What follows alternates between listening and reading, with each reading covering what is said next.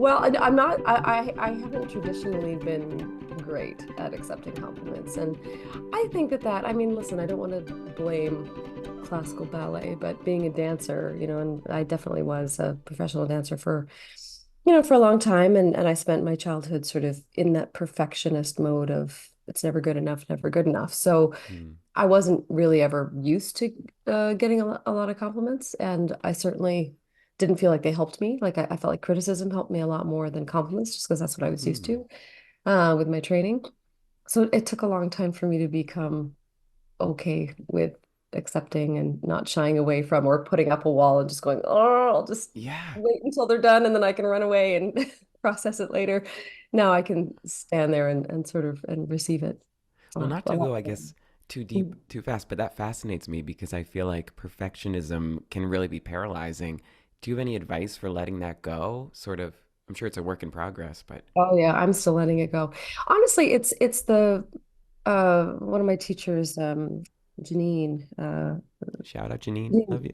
Janine Pearson. She's a Canadian, wonderful teacher, Mm, and coach.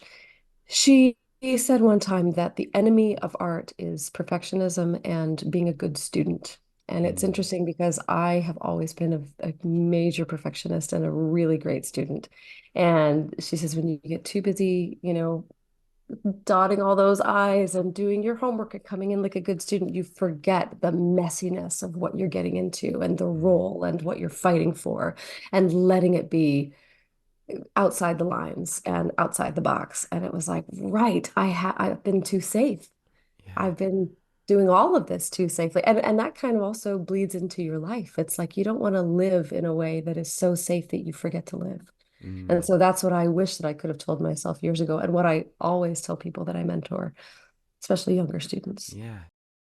I guess my definition of kindness is similar to my definition of love, and that is putting your feelings into action. So it's all well and good to feel all the things we feel, but if we don't put action behind it, to me, it's not worth very much. Especially in my own life, I really try to allow the feelings to inspire me to do something kind for someone else, or to like I think about it a lot in New York right now because there's so many unhoused people, and people there's the desperation in all cities everywhere has sort of gone Mm, up.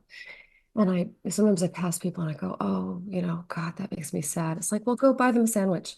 And so mm, every time I'm hit with that, it's like, what can I do today that is practical, that can actually help a person rather than just sort of feeling a certain way?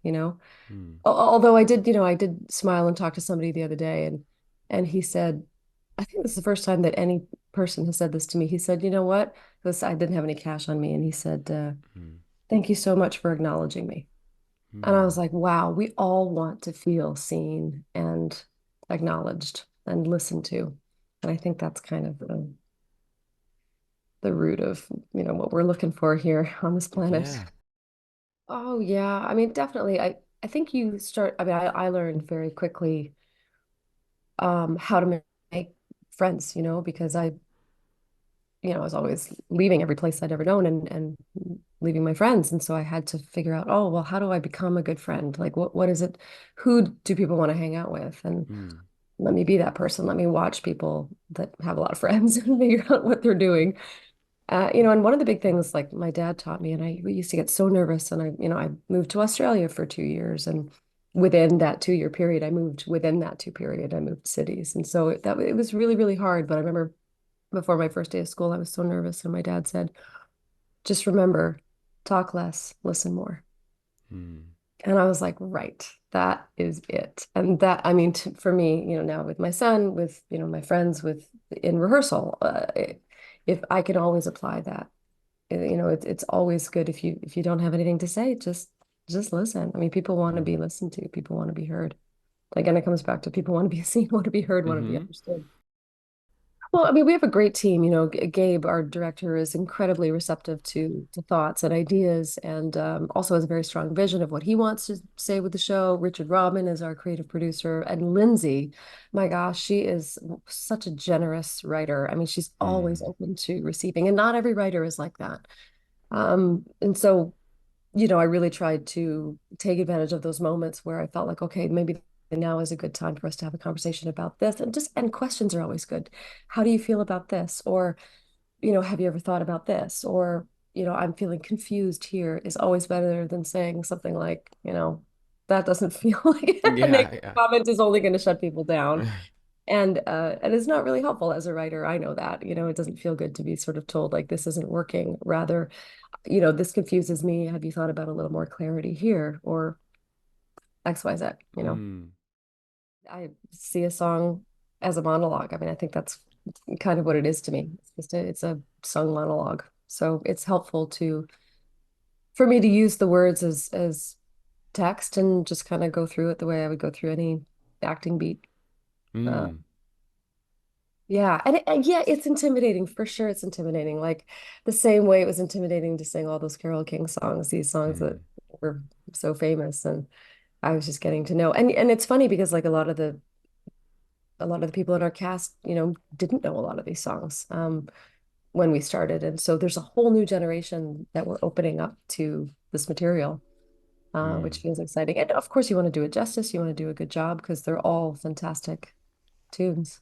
And mm, it's also tricky, right, when you're doing, I mean, we are doing a musical, but they're pop songs. So, mm, like staying on the beat, staying in the pocket, kind of treating it a bit like, it's not quite the yeah. same thing as a musical theater traditional sort of, love ballad. We don't get into that Mm, territory, but you still want to approach it acting wise the way you would any other song in a show.